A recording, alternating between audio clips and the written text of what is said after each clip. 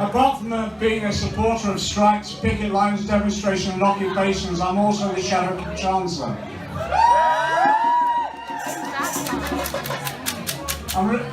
I'm really full of a cold. We've been at Labour Party conference and you always catch something there, so I've really got a strong cold and I'm on my way home after a day of campaigning, to be frank, to get an early night. But I just couldn't miss calling in to say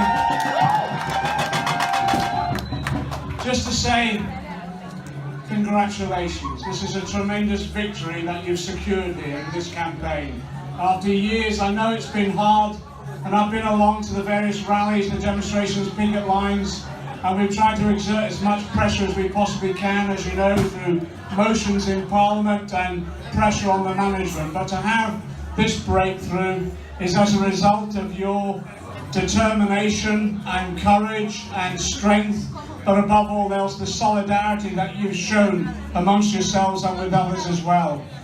I just want to say thanks as well. You've been an absolute inspiration to all those other workers that have come into struggle, because yours has been one of the toughest, one of the hardest. And you've shown that when you stick together, you fight together, you campaign together, you strike together, you can win. And that's given inspiration to so many workers across this capital city. So I just wanted to call in and say thank you for what you've done. It is humbling to be associated with this campaign. And I also bring words of solidarity from Jeremy Corbyn, now the leader of the Labour Party.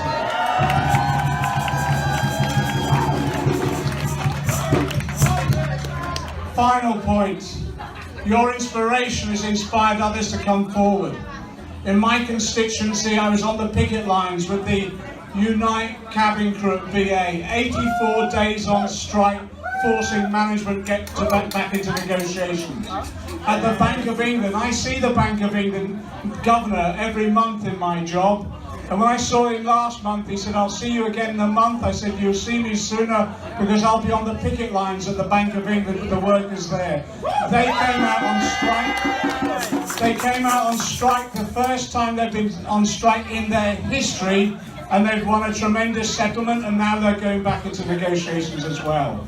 But also, I was on the picket lines at Bart, some of you were there too as well, where the cleaners, the porters, the security guards came out in the hospitals. And again, some of them on the lowest wages in this capital city. But they came out and they were determined, Unison, Unite, and the members of those unions came out and they struck.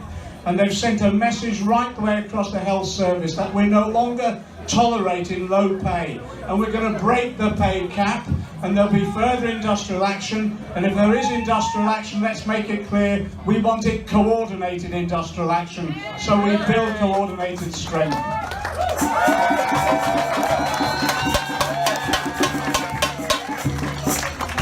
Finally, what you've also done as well, in our campaigns within the Labour Party and the wider Labour and trade union movement, you've enabled us to inspire others as well. The young people who were organised after 2 years of campaigning, we launched the fast food campaign 2 years ago.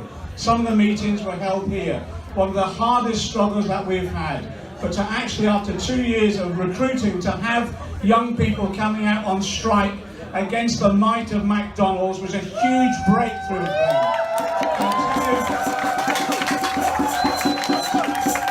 Those young men and women are heroes of our movement as a result of the victimisation and pressure and intimidation they suffered, yet they still came out determined to bring management around the table to negotiate. What were they negotiating? Decent pay, end of zero-hour contracts, recognition of the union and respect for workers.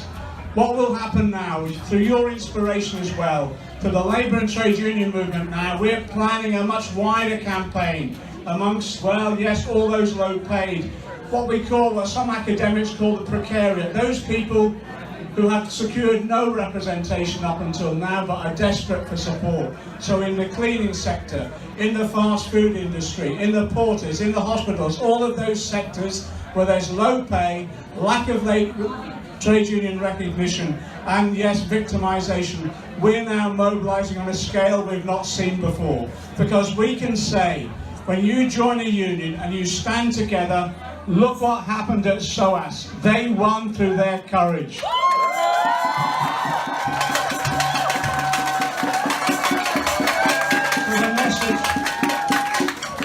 message in all humility is thank you for what you've done. Thank you, and thank you for the solidarity you've shown, not just each other, but every other struggle that's occurred in this capital city. Solidarity.